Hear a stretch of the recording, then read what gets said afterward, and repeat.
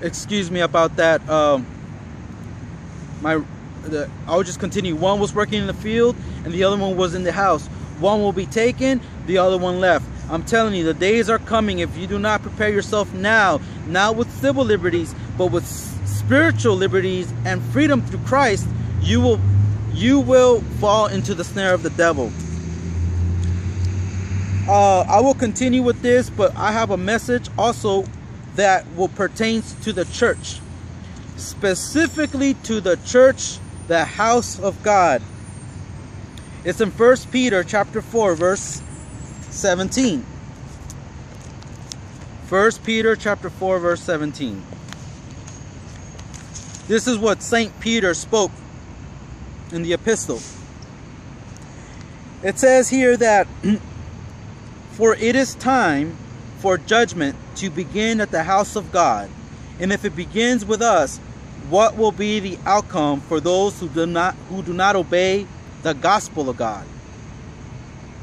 See, specifically speaking, the house of God is in disobedience. Just quite honestly, the house of God is in disobedience to the will of God. They have hijacked for themselves their own understanding, their own will, to do their own pleasure. Now the time has come forth that the judgment shall fall first upon the house of God. And I want to share with you specific scripture, historically speaking, in the Bible, how this is coming through or along. It's in the book of Ezekiel chapter 9. Ezekiel chapter 9, you can read the whole chapter. This is when Israel was in apostasy. They were in complete apostasy. And the Lord rendered judgment first to the sanctuary.